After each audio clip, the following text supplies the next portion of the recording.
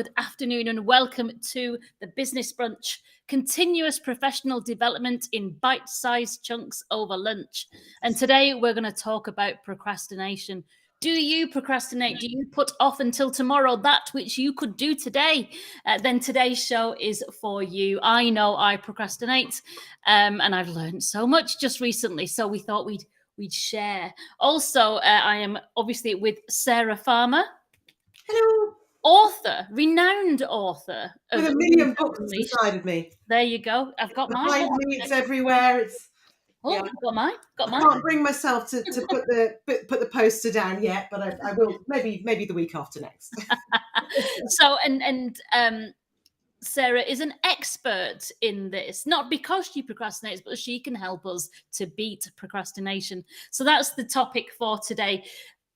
Please do say hello to us in the comments. There's no Melinda today, you may have noticed. She's on holiday. Where is she? She's somewhere sunny, isn't she? Well, she's doing holiday and work, so she's heading off towards Costa Rica for work, and I think she's stopping in Miami or something. My! Yeah.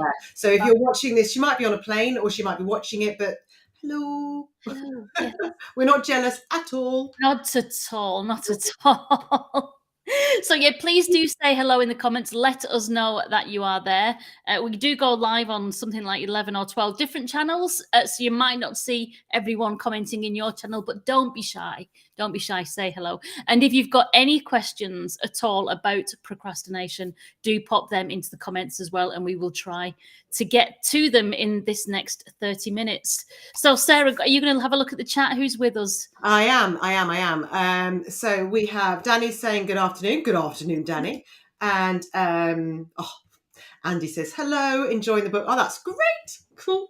Look forward to. make sure you put a review on Amazon, please, Andy. Oh, yeah. Thank you very much. That'd be great. I'm glad you're enjoying it. And we've got Ramniklal. I hope I've said that right. Hello, my dear friend. Hello, my dear friend, to you as well. Danny, very funny. Have you written a book? Not heard much about it. It's funny. I've been so quiet. Right. Who else have we got? Simon's in. Hi, Simon. Looking forward to finishing the book this week. Oh, brilliant. You are doing well, my friend. Good stuff. I'll ask my... Do you know, I was going to say when you said make sure you put your questions in, we have only got half an hour. So if you're procrastinating about what question to ask, hurry up. I love that Tom said, could he watch it tomorrow instead? Oh, was he joking? He's putting it off until tomorrow. Oh, bless. And I responded to that as well. He always gets me. I'm going to give up procrastination, but actually good for you. Very, very good. Very good. And we've got Izzy listening while I'm working. Hello, Izzy. She won't tell anyone. And I need to be a procrastinator, but I got so good I went, brilliant. Boom, boom, boom. You're on fire, my friends. And David's in as well. And David very sweetly responded to Tom's question. So you didn't get he was joking either. So it wasn't me, but bless you. Thanks, David. Nice to have you all on board. Excellent, excellent. So we've not actually introduced ourselves, have we? You're the renowned author of a best-selling book. What do you mean? Do I need to? Seriously? No, I think I probably do. So I am Sarah Farmer. I'm the author of, it's that side now, is it? Leader Unleashed. I'm an executive coach and I work with senior leaders, leadership teams, helping them develop the mindset and the skills to achieve phenomenal results and create really effective, fulfilling working environments. I had to say that because Danny's listening, but no, it's true. It's true. Yeah. What about you? What do you do? What do I do? I am a marketer. For most of my life, I've been a business-to-business marketer, although I do quite a bit of B2C marketing when I volunteer. And my new role, which starts next week or the week after, we're just defining details, is going to be, for the first instance, B2C. So there you go, doing something new. Although marketing is marketing, the problems and the challenges are still the same. And what needs to be fixed when we're looking at messaging and value propositions and identifying those customers is all the same, isn't it? So yes, so I'm a marketer and that's what I do. But today, we're not going to be procrastinating. And I certainly will not be procrastinating in my new role. So as I said, when we started, I do suffer from procrastination, and it's something that that I think when I'm feeling a bit overwhelmed, but of course that's that vicious circle, because you feel overwhelmed, you procrastinate, and then you become even more overwhelmed because the work just builds up. I have been doing Sarah's Eagle Development Program. It's a group kind of coaching course. I was really surprised to find that procrastination was up there as a symptom of imposter syndrome. I Mhm. didn't realize that I suffered from imposter syndrome still, but I do when it comes to procrastination. And actually learning about it just made me realize kind of how bad it is, but also it's given me the opportunity to beat it. Mhm. And I'm overcoming it now and taking action. So, Sarah, why don't we start? Why don't you tell us what is procrastination? Well, it is something that we all can do quite happily. Some of us are really good at it. And in fact, I said in your post earlier, I'm really good at it. And it's something we do to put off something else that we don't want to do. So, for example, I had to do something on, I'm going to be putting the Eagle program onto an online version, self-led version. And I've been putting off sort of pressing the word, the go button on that because I've never done that before by myself. So instead of doing that one day I was going to start doing it, I went off and tidied my son's bedroom for a long time. It was messy, but I folded things I didn't need to fold. So basically what I'm doing is avoiding the thing that I either don't know how to do or I don't want to do because I don't know how to, or I'm scared of doing it. It's a mixture of both. A lot of the time, and I think you found this, was you were doing it because there was a fear.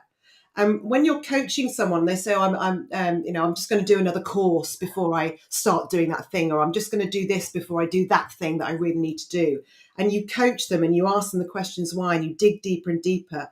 Underneath it all is a fear of failure, a fear of not being good enough, a fear of getting it wrong, a fear of not Fear of knowing how to do success. it, a fear of success. Fear of success. Yeah, yeah. And that's not to be underestimated because a lot Mm. of people do something, do it really well, and then go and hide because well, what if I can't do it again? What if that was luck, which is this imposter syndrome mindset? So it's an avoidance technique Yeah. driven by fear, usually fear of change, or a lack of desire to do something because you don't want to, because it might hurt, you might not like it, all sorts of reasons. Or as you said, in a new situation, in a new role, you're worried about what other people might think of you. You're wondering how to start. There are all these barriers, aren't there, to success, and So many. because it's all change, and it is difficult to make that start. So you've got that additional fear, which is why you procrastinate. It is. So we think about for job seekers not showing up on LinkedIn because they're scared of being seen or saying the wrong thing.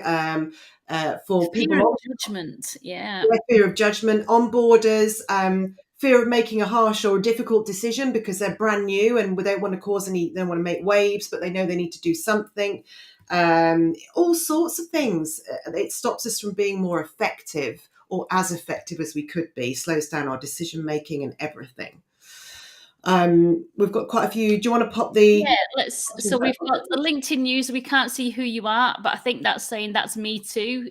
So good he went pro. I think it was in response to Andy's comment.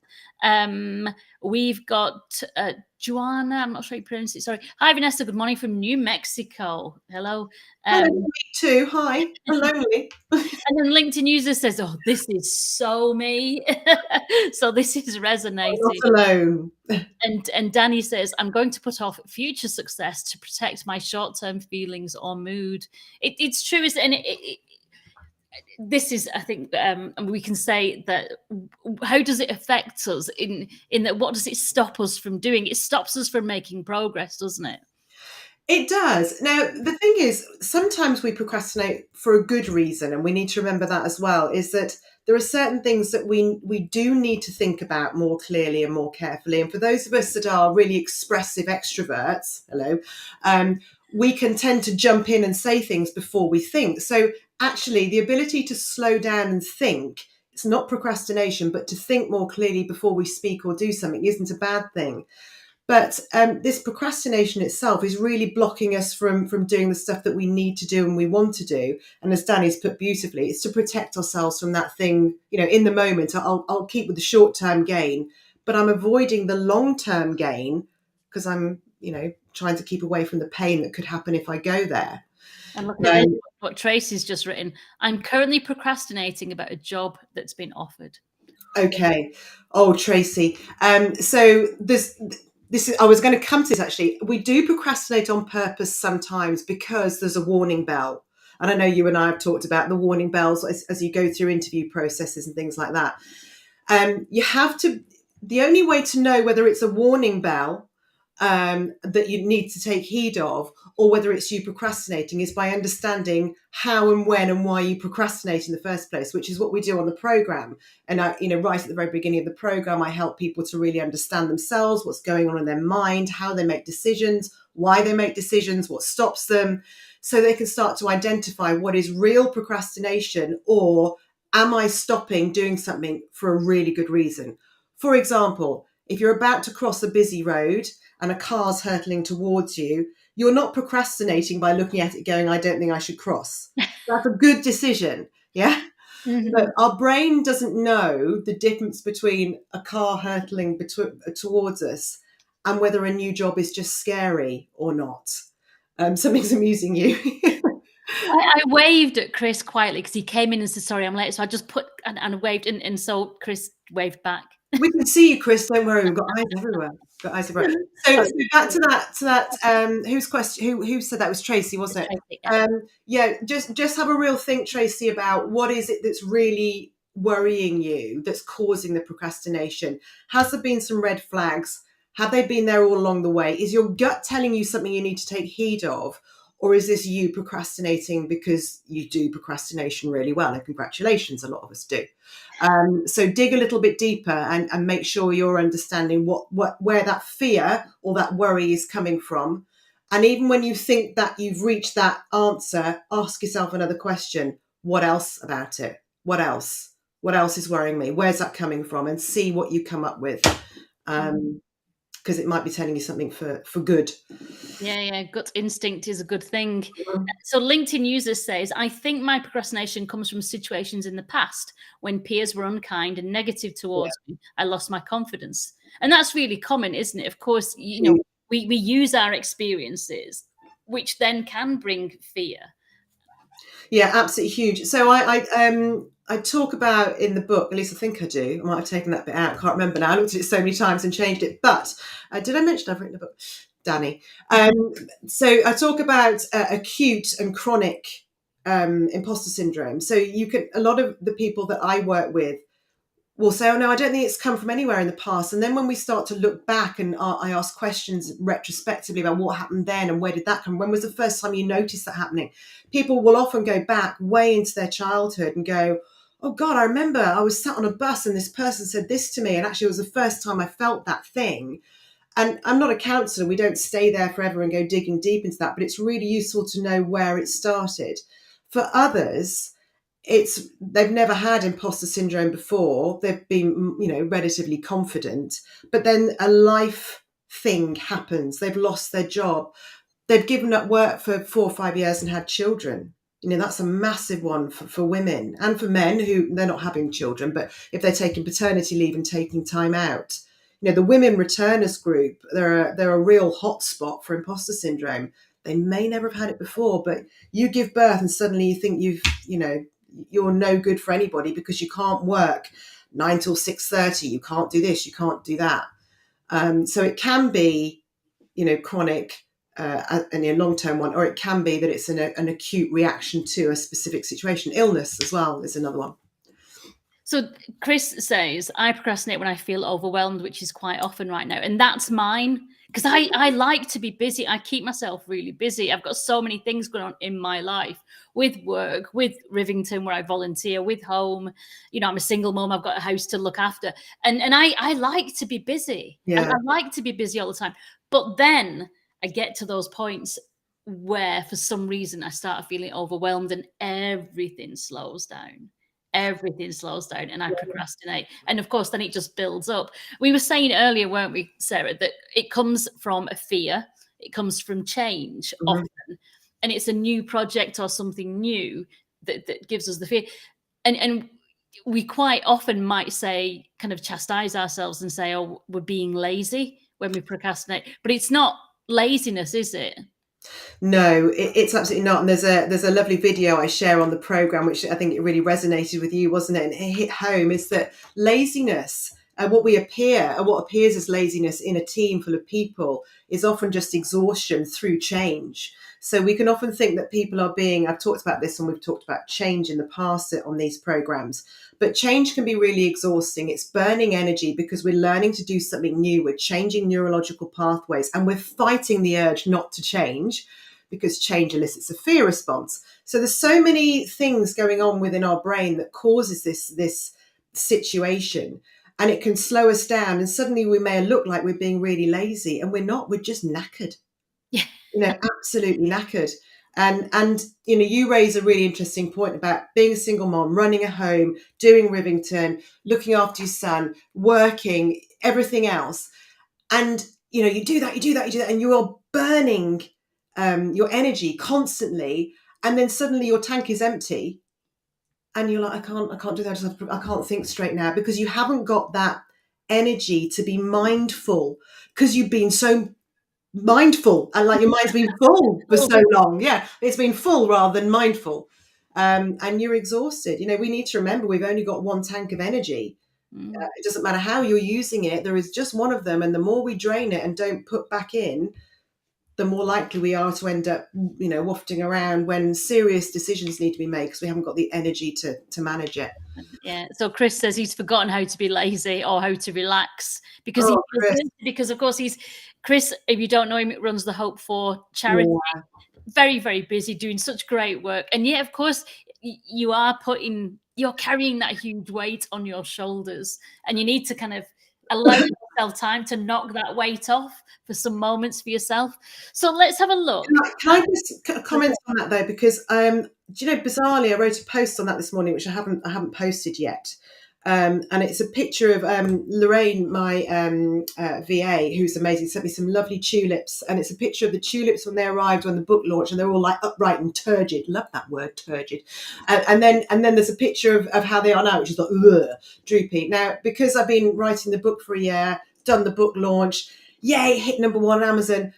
I'll tell you, this weekend, Chris, I totally get it. I don't know how to stop. I wandered around like a lost soul. And my post is, how do you do this relaxing thing? And it's really dangerous. So, Chris, let's have a chat, Chris. We'll see if we can sort each other out and just to chill. Get some chill time. There you go. Great. So right, we've got quite a lot to go through. Okay, we want to kind of look at how it affects us. So what does it cause, this stop of progress? We want to then go on to how can we beat it, and then how can we continue to beat it. So we've got kind of 12 minutes to do all this. So how does it affect us physically, mentally, financially, in our new role? Yes. All of those. What people don't realise is, this. When you are procrastinating, it's definitely part of this imposter syndrome. There's a self-limiting belief. There's something self-limiting going on in there. So whether you want to call it imposter syndrome or not, I don't care. The point is, it has the same side effects as imposter syndrome. So call it what you like. But if your mind is full and you're not able to concentrate, so you're procrastinating, you can't make a decision because you don't understand yourself well enough and trust yourself enough to make those difficult decisions, you are draining your battery dry. You are higher anxiety, higher stress, sleep gets disturbed, illness goes up.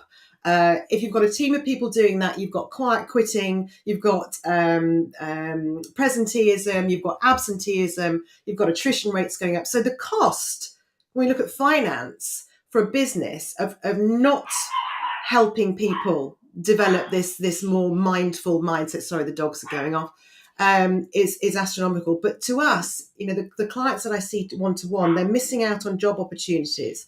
They are not going for the salary increases that they should be going for. They are not getting the bonuses because they're not being as effective.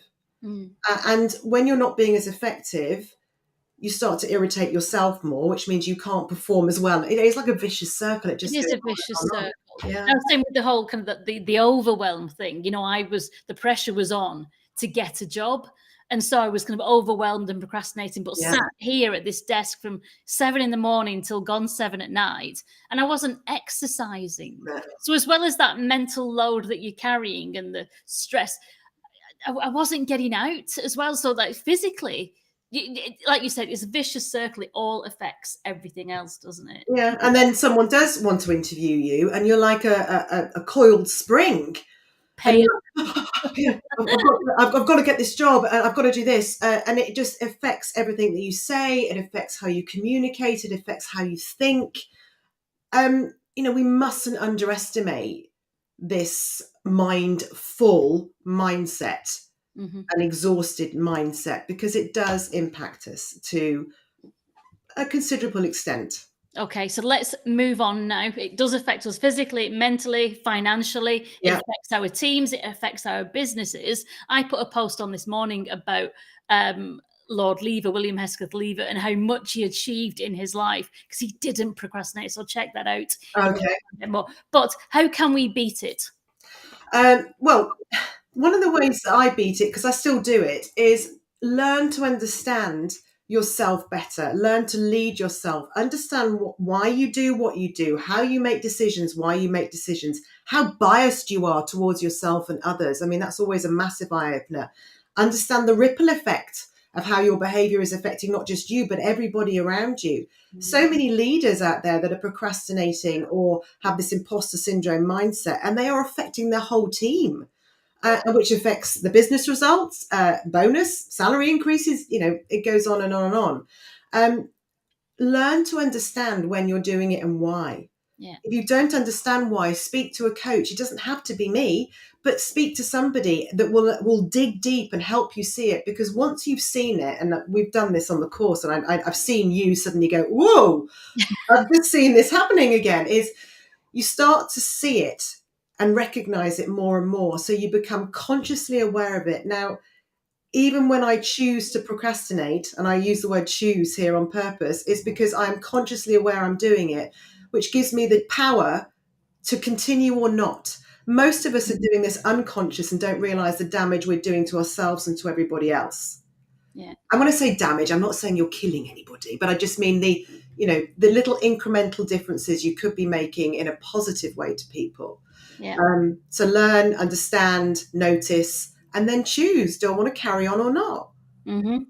And you on the course, the way you helped me to beat it, or at least start to beat it, was to go back and do that values exercise, understand what my values are. So rather than fear, which was stopping me, lean into the joy and also look at the outcomes. So you all know, and I'm going to do a post about it tomorrow, I created a vision board. Mhm. So it's there. There's my vision board. Brilliant. You see the middle there.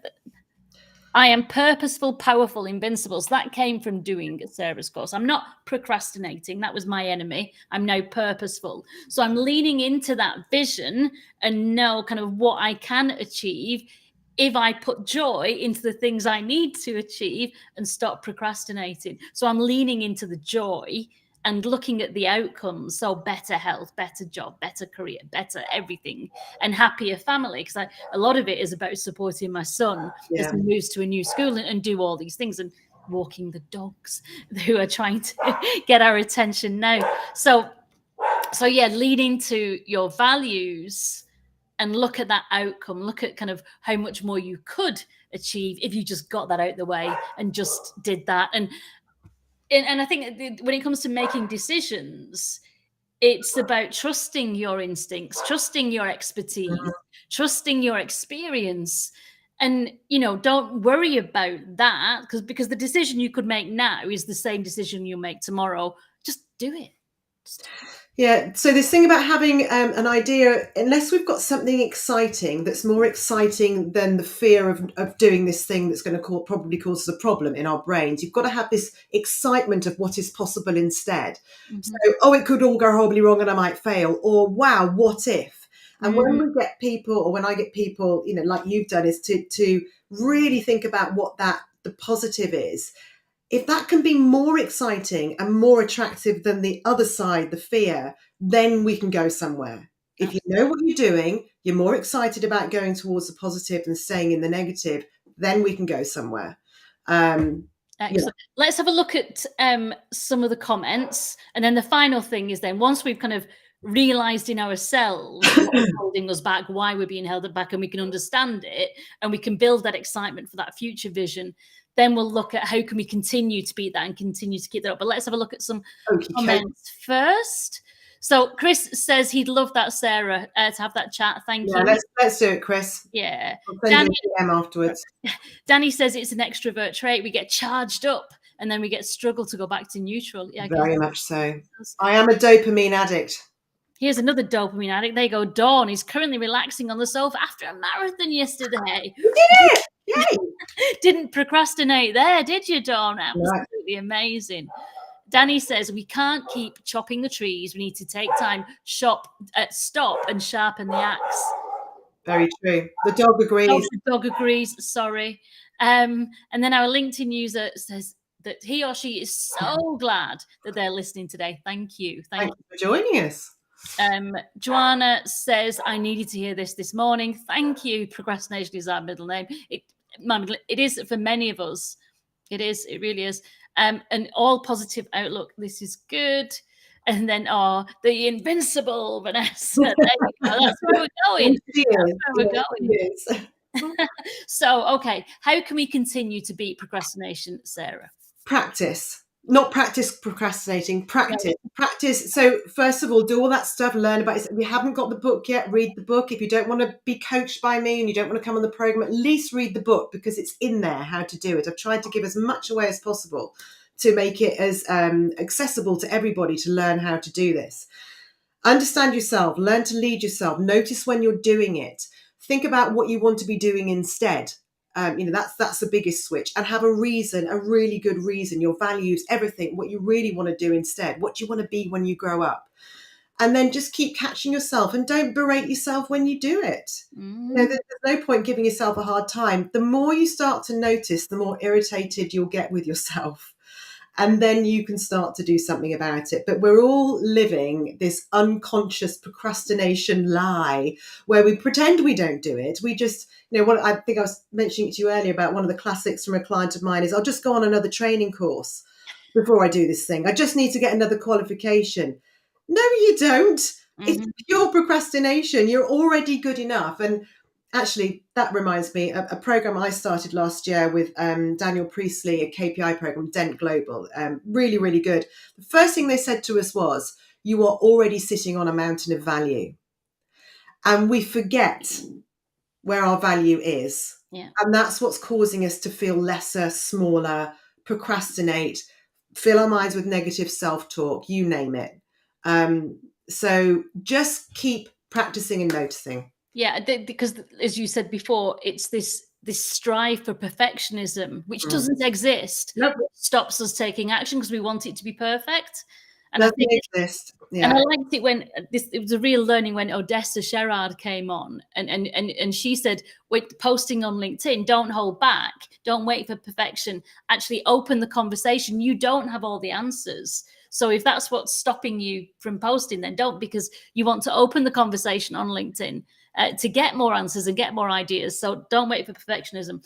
The other thing that we learned on this course is reward yourself, to kind of build in those better habits, build in rewards. So when you know what's holding you back, then if you make progress, set yourself some targets and reward yourself for that great behavior. And then feed the good habits and teach others. This is the best way to learn something, is to teach others what you've learned, and which is what I'm doing now, because I've learned this about procrastination because of my wonderful teacher, Sarah, which means that I can then learn more by teaching more. And if you teach your team, if you teach your leaders, if you teach your business, how much more purposeful and productive will you be? Exactly, which is why this program is great for in-house intact teams. It's good for leaders who aren't necessarily crippled by imposter syndrome, but they are procrastinating and they don't know themselves well enough yet. and then they want to be able to help teach their team how to do this. This is a great course for all leaders, all professionals, but specifically for leaders of other people. Lead yourself first better by knowing yourself, and then you can lead others better as well. Right, a few more comments, but we're over time. Andy says, a lot to think about. It's not as simple as it appears, but it is this fear of change, isn't it, that kind of it is at the start of this. So you've just got to do some thinking about where that comes from. Dawn says, sign yourself up, just do it. Andy says, and congrats on the new job, Vanessa. They are lucky to have you there. They are. And thank you. And Danny says, that's really true, Sarah. We really do forget all the value we already have. I know I do. We do. I have lots of value, but I've forgotten it all. I'm now trying to remember it, and the confidence is coming back. Yeah, and just on that thought, have somewhere to keep. Every time you think of something you've done well, have somewhere to keep it, whether you handwrite it and put it in a pot, whether you do it on your computer, because when you're having a low day and you can't think straight, you can go back and dip into that and go, I remember when I did this. I remember when I did that. It's really helpful. Excellent. And then Danny says, your brain and biology doesn't know how big an achievement is. So don't wait for a big achievement. Celebrate everything, no matter how small you think it might be. Yeah, very good advice. Very good advice. I think that's it. We're done. So next week there isn't a business brunch because it's Easter Monday. So we might be eating chocolate. Oh, we will. Yeah. Oh, we will. We won't procrastinate about that. Oh, no, we won't. We might feel sick afterwards, but that'll be fine. Yeah, we started early, don't we? So we're back on the 17th. Is it 17th? Yeah, something like that. 17th of April with another jam-packed show on something. Do let us know, actually, if you're watching this on replay, because we would love to know how many people watch this afterwards as well. So if you're watching this afterwards, could you please put a hashtag replay and let us know?